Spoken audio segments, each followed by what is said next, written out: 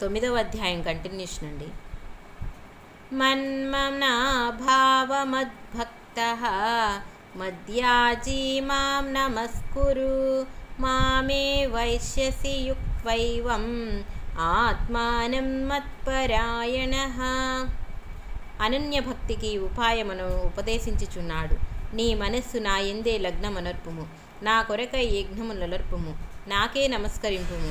ఇట్లు నా యందు భక్తి తాత్పర్యములతో తదేక నిష్టగల మనస్సుతో నన్ను ఆశ్రయించినవేమి తప్పక నన్నే పొందుదువు.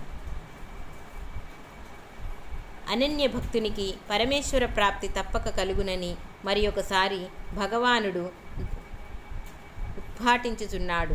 ఈ అధ్యాయమందు భక్తులకు ముమ్మారు భగవానుడు గ్యారంటీ ఇచ్చినాడు. ఇతి శ్రీమద్భగవద్గీతాసు ఉపనిషత్సు బ్రహ్మ విద్యాయాం యోగశాస్త్రే శ్రీకృష్ణార్జున సంవాదే రాజవిద్యా రాజగుహ్యా యోగో నామ నవమోऽధ్యాయః. ఇట్లు ఉపనిషత్తులను బ్రహ్మ విద్యయు యోగశాస్త్రమును శ్రీ కృష్ణార్జున సంవాదమును అగు శ్రీమద్భగవద్గీత యందు రాజవిద్య రాజగుహ్య యోగమను 9వ అధ్యాయము.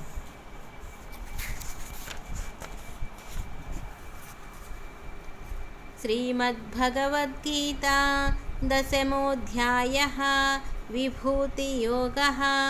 10వ అధ్యాయము విభూతి యోగము. శ్రీభగవానువాచ భూయ ఏవ మహాబాహో శృణు మే పరమం వచః యత్తేహం ప్రీయమానాయ వక్ష్యామి హితకామ్యయా. శ్రీ భగవానుడు చెప్పెను, అర్జున, నీవు సంప్రీత చేతస్కృడవై నేను చెప్పుదానికి ఆలకించుటునవని కాన నీకు మరలా కొన్ని హితకరులమగు ఉత్తమ వాక్యములను చెప్పెదను, వినుము. నమే విదుస్సురనగనాః ప్రభవం న మహర్షయః అహమాదిర్హి దేవానాం మహర్షీణాం చ సర్వశః. నేను దేవతలకును మహర్షులను కూడా ఆదిని, అనగా ఉత్పత్తి కారణములను. కావున దేవతలు గాని మహర్షులు గాని నా ఆదిని లేక నా ఉత్పత్తిని ఎరుగరు. అనగా పరమాత్మ అనాది ఉత్పత్తి లేనివాడు. కావున ఆయన నుండి ఉత్పన్నులైన దేవతలను గాని ఋషులు గాని ఆయన ఆదినిట్లు ఎరుంగగలరు. యో మామజమనాదిం చ వేత్తి లోకమహేశ్వరం అసమ్మూఢః సమర్థ్యేషు సర్వపాపైః ప్రముచ్యతే.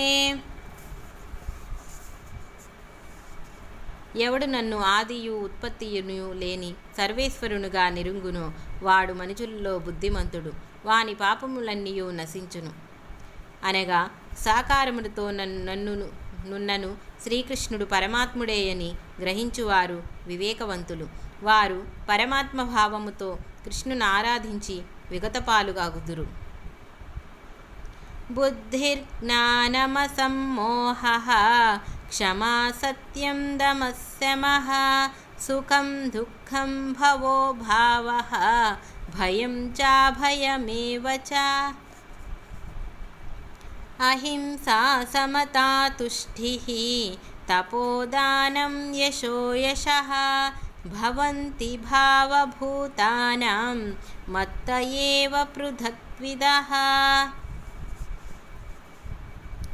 యుక్తాయుక్త వివేకములు గల బుద్ధి, జ్ఞానము, భ్రమ లేకుండుట, ఓరిమి, సత్యము, శమధములు, జ్ఞానేంద్రియ కర్మేంద్రియ నిగ్రహము, సుఖదుఖములు, జనన మరణములు, భయము, నిర్భయము, అహింస, సమత్వము, సంతుష్టి, తపస్సు, దానము, కీర్తి, అపకీర్తి మొదలగు నానావిధ భావములను భూతజాలములకు నా నుండియే కలుగుచున్నవి.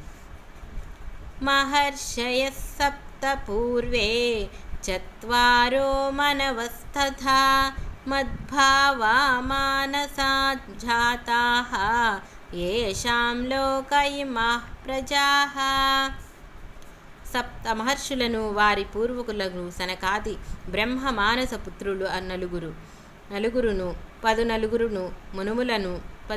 మునుములను నా సంకల్ప బలముచ్చే మానసిక పుత్రులై జన్మించిరు. వారి నుండి ఈ లోకము ఈ భూతజాలము అన్నీ ఉత్పన్నమైనవి. ఏతాం విభూతిం యోగంచ మమ యో వేత్తి తత్వతః సోవికంపేన యోగేన యుజ్యతే నాత్ర సంశయః. ఎవడు యథార్థముగా నా మహిమను విభూతి ఎరుంగునో వాడు నిశ్చలమగు యోగముతో అనన్య మనస్కుడైన నన్ను ఉపాసింతురు. ఇందుకు సందేహమే లేదు.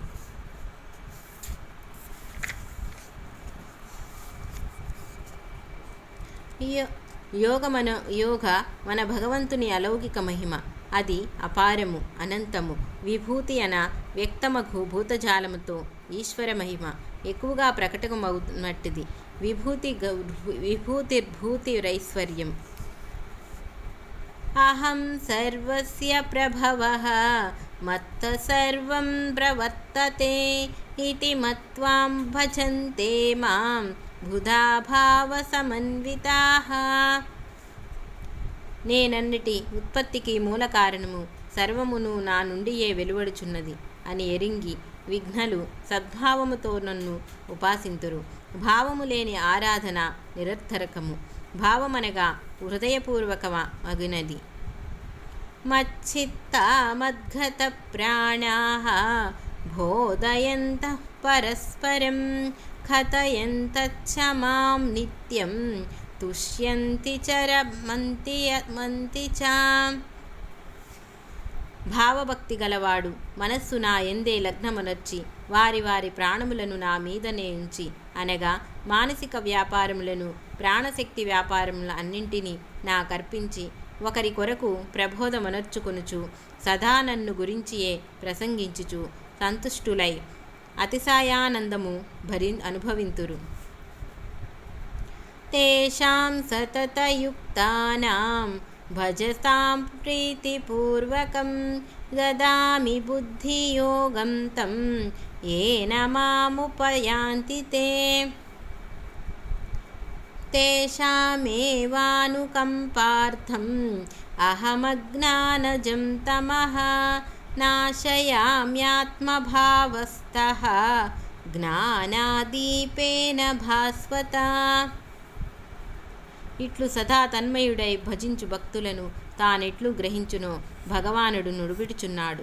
ఇట్లు జితేంద్రియములను అనన్య మనస్కులను అయి సదా నన్ను ప్రేమపూర్వకంగా భజించు నా భక్తులకు నన్ను చేరుటకు సాధనమగు సమబుద్ధిని ప్రసాదింతును.